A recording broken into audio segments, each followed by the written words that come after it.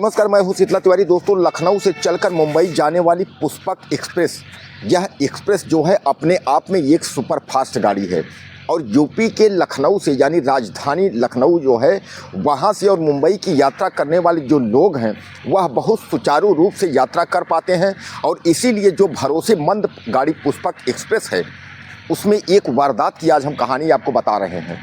यानी पुष्पक एक्सप्रेस अपने ही डेली जो चलने वाला जो रूटीन है, उसी के रोज़ाना चलने वाले समय से पुष्पक एक्सप्रेस जो है वो निकलती है मुंबई के लिए। और उसमें सबसे ज़्यादा जो यात्री होते हैं वह जौनपुर के यात्री होते हैं। आजकल आप जानते हैं कि तमाम लोग जो है रोजी रोटी कमाने के चक्कर में मुंबई और गुजरात और दिल्ली, इस तरह लोगों में जा कर के और तमाम वहाँ कंपनियों में काम करते हैं और अपना परिवार और अपना जो है भरण पोषण का कार्य करते हैं। तो मुंबई के लिए जो है रवाना होते हैं पुष्पक एक्सप्रेस में बैठ करके। और यह गाड़ी पहुंचती है औरंगाबाद, यानी आपको पता होगा नासिक स्टेशन से पहले जो है वो एरिया लगता है औरंगाबाद। तो औरंगाबाद के इगतपुरी स्टेशन जो है वहाँ पहुँचते हैं। इगतपुरी स्टेशन पे जो है वह गाड़ी खड़ी हो जाती है। और जब इगतपुरी स्टेशन में गाड़ी खड़ी हो जाती है तो उससे तमाम जो रेल यात्री हैं वह उतरते हैं। और उतरने के बाद वह खाने पीने की जो सामान है, जो भी खाने पीने की चीज़ें हैं, वह खाने पीने की चीज़ें जो है वह अपना लेते हैं। कोई अपना कोल्ड ड्रिंक ले रहा है, तो कोई खाने का सामान ले रहा है, कोई कुछ ले रहा है, अपना सब सामान समेटते हैं। क्योंकि उनको पता है कि इसके बाद जो है ज़्यादा दूर नहीं है, लेकिन मुंबई स्टेशन आने वाला है। तो कहने का तात्पर्य यह है कि जहां एक और लोग खाने पीने का सामान ले रहे थे, वहीं जो है 8 लोग और सामान्य जो है बैग और अटैची लेकर के जो है उस गाड़ी में चढ़ते हैं। यह डिब्बा क्रमांक D2, यानी D2 कंपार्टमेंट जो डिब्बा होता है, वह D2 डिब्बे का जो है यह हादसा जो हम आपको बता रहे हैं, यह हादसा है। गाड़ी इगतपुरी से वह जो है चालू होने के पहले सब यात्री उसमें बैठ जाते हैं। और इगतपुरी से गाड़ी जो है वह शुरुआत होती है। और शुरुआत होने के बाद उस गाड़ी को फिर कसारा स्टेशन खड़ा होना है। उसके बाद फिर जो है आपका कल्याण जंक्शन आता है। तो इगतपुरी से गाड़ी चलती है तो उसमें जो 8 लोग जो सिंपल तरीके से अटैची सूटकेस और लेकर के बैग बैठे थे, वह कोई सामान्य यात्री नहीं थे। वह जो है एक अपराधी और अपराध किस्म के जो है वह बदमाश थे। और बदमाशों ने जैसे ट्रेन शुरू हुआ, ट्रेन अपनी रफ्तार में चलती है, वैसे बदमाश जो वहाँ के होते हैं वह अपने जो रखे रहते हैं अटैची और झोला, उससे जो है चाकू, पिस्टल, तमाम जो है आपत्तिजनक चीज़ें जो है निकालने लगते हैं। यानी वह चीज़ें निकालते हैं और यात्रियों को लूटपाट के इरादे से जब यात्री देखते हैं तो वह जो है डर सहम जाते हैं। अब उन बदमाशों में से एक बदमाश डिब्बे के एक किनारे, यानी D2 कंपार्टमेंट जो डिब्बा होता है, उसके एक छोर पर एक बदमाश और एक छोर पर दूसरा बदमाश, यानी यह दोनों बदमाश जो है दोनों डिब्बे के किनारे खड़े हो जाते हैं ताकि दूसरे डिब्बे के लोग जो है उस डिब्बे में न आ पाएँ। और अगर कोई आने की कोशिश भी करता तो वह यही बताते कि यहाँ जो है इस डिब्बे में जाना मना है और इस डिब्बे में नहीं, कुछ आनाकानी कह करके जो है उनको लौटा देते थे। दोस्तों, उसके बाद जो है यात्रियों के साथ लूटपाट शुरू हुआ।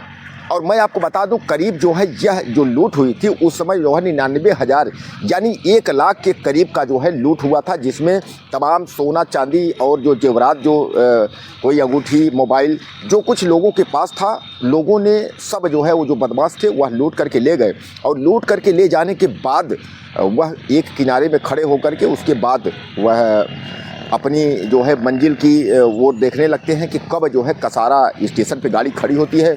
और जैसे कसारा स्टेशन पे गाड़ी खड़ी होती है वैसे ही हम तुरंत उतर करके उसके बाद फरार हो जाएंगे।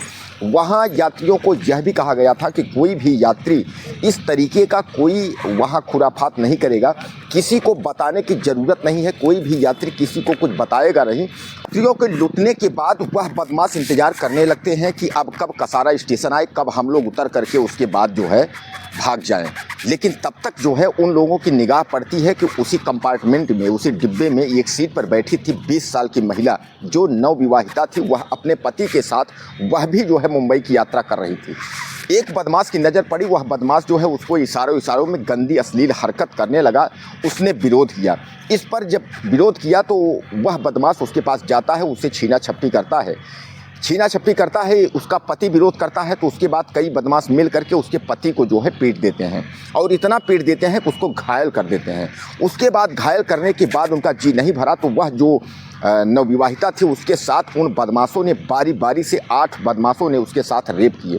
उसके कपड़े पूरे फाड़ दिए और फाड़ने के बाद सारे बदमाश यानी 8 बदमाश जो थे, 8 बदमाश जो है क्रमशः एक करके बारी बारी से जो है उसके साथ रेप करने के बाद उसको भी घायल अवस्था में जो है वह छोड़ देते हैं।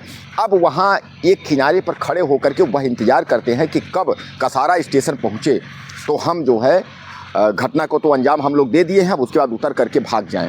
दोस्तों वहाँ सबसे बड़ी समस्या थी, किसी भी यात्री की हिम्मत नहीं पड़ रही थी कि कोई कुछ कर पाए। कारण ये था कि उस गाड़ी में 16 से 17 सवारी मौजूद थे।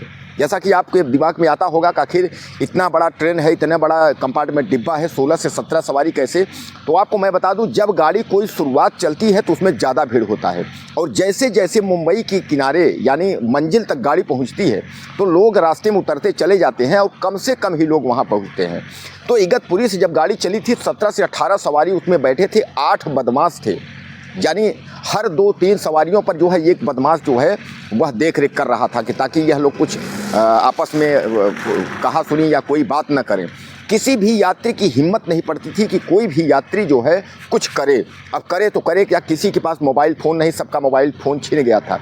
किसी की चैन खींचने की हिम्मत नहीं थी क्योंकि बदमाशों ने इतना पीट दिया था लोगों को कि लोग डर के मारे जो है चैन नहीं खींच पा रहे थे। दोस्तों लेकिन जानते हैं ना कि कोई तीसरा भी, आप कितना भी क्राइम कुछ भी करेंगे लेकिन कहीं ना कहीं जो है कुछ न कुछ सबूत और कुछ न कुछ मिल ही जाता है कि उतना अपराधी को जो है तह तक पहुंचने के लिए, पकड़ने के लिए काफ़ी हो जाता है। आपको मैं बता दूं कि बदमाश सभी यात्रियों को लूटे, सबके मोबाइल, चैन, जितना सामान था सब ले लिए।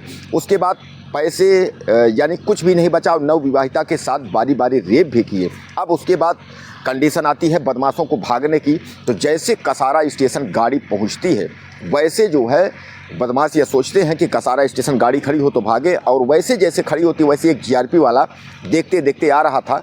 उसमें एक सवारी यानी एक यात्री जो है थोड़ा सा अपने को ढाढ़स करके जो है अपने अंदर से जो है जज्बा लेते हुए इशारा किया, और जैसे जीआरपी वाला इशारा वो पास पहुंचता है तो वह चिल्ला देता है कि सर हम खतरे में हैं, हमको बचाइए। जीआरपी वाला तुरंत समझ जाता है। आनन फानन में कम से कम 10 से 15-12 जीआरपी के लोग जो है उसमें घुस जाते हैं, और जब घुस जाते हैं तो उसमें से दोस्तों 4 बदमाश जो है वो पकड़ा जाते हैं और बाकी 4 बदमाश जो है फरार हो जाते हैं। अब चारों बदमाश को पकड़ने के सबसे पहले जो है उनको ले आकर के स्टेशन पे लाया गया। उसके बाद जो नवविवाहिता उसका पति था उन दोनों को हॉस्पिटल ले जाया गया कि उनका पहले ट्रीटमेंट हो जाए, वो पहले सही हो जाए, उनकी तबीयत ठीक हो जाए। उनको ले जाकर के एडमिट किया गया और चारों बदमाशों से कड़ाई से जब पूछताछ करने गई तो चारों बदमाश उसी इलाके के, महाराष्ट्र इलाके के जो है वो पकड़े गए। और 4 बदमाशों ने जो है, जो 8 बदमाश, 4 और जो भागे थे उनका भी बयान हुआ। और यह मैं आपको बता दूं कि आनन फानन में जो है उसकी एफआईआर जो है जो लाज की गई है, दर्ज की गई है, वह जो है कल्याण थाने में, वहाँ जो है कल्याण जंक्शन पड़ता है, वहाँ अपराध दर्ज की गई है। और रेलवे पुलिस और जीआरपी तमाम एसटीएफ लग करके उतनी जल्दी बदमाशों को पकड़ने की कोशिश की कि इन बदमाशों को पकड़ा जाए ताकि दोबारा जो है भारतीय रेलवे या इस तरीके की दरिंदगी न हो। दोस्तों यह घटना तो मैं आपको बता दूं कि 2021 की है, यानी कि 3 साल पहले की घटना है। लेकिन 3 साल पहले की घटना उस समय का सबसे बड़ी घटना थी और भारतीय रेलवे और तमाम जो है यात्रियों को जहां कोई भी सुनता था, यह पूरे देश को झकझोर देने वाली घटना है। कारण यह है कि जो आपकी यह गाड़ी है पुष्पक एक्सप्रेस, यह जो है अपने आप में बहुत बड़ी जो है एक एक्सप्रेस है जिस पर लोगों को भरोसा होता है कि टाइमली जो है वह लखनऊ से जो है राजधानी यानी उत्तर प्रदेश राजधानी लखनऊ से छूटती है और मुंबई पहुंचती है और टाइमली जो है आती है और टाइमली जाती है, इसलिए लोगों का उस पर भरोसा था। लेकिन जब से ये घटना हुई, और रेलवे में पहली घटना नहीं तमाम घटनाएं इस तरीके की हो जाती हैं जिससे रेल यात्रियों के मन में बैठ जाता है, डर बैठ जाता है कि आखिर जीआरपी और आरपीएफ करती क्या है, भारतीय रेलवे क्या कर रहा था। तो दोस्तों कभी भी किसी भी मुसीबत में आप फंसें तो आप कभी भी ये न सोचें कि कोई रास्ता नहीं है, कोई न कोई रास्ता जो है मिल जाता है।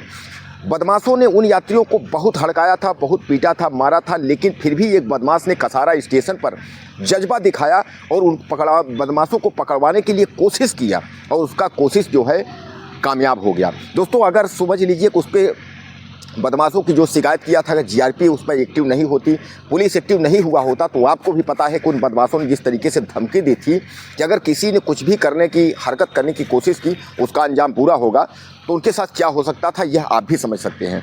तो दोस्तों कहने का तात्पर्य यह है कि यह भले 3 से 4 साल की घटना है, लेकिन भारतीय रेलवे जो है तब से चुस्त दुरुस्त है। अभी भी छुटपुट घटनाएं भारतीय रेलवे में यानी रेलगाड़ी में चलते ट्रेन में हो जाती हैं, लेकिन फिर भी आरपीएफ और रेलवे तमाम जो है इस मामले को लेकर के और तमाम एक्टिव है कि कहीं कोई बड़ी खुराफात ना हो, बड़ा अपराध ना हो। दोस्तों आपको क्या लगता है इस स्टोरी से? और यह कोई कहानी नहीं है, यह सच्ची घटना है। तो इसके बारे में अपनी राय मुझे आप ज़्यादा से ज़्यादा दीजिएगा और चैनल को सब्सक्राइब करना ना भूलिएगा। अगले वीडियो में फिर मिलते हैं। नमस्कार।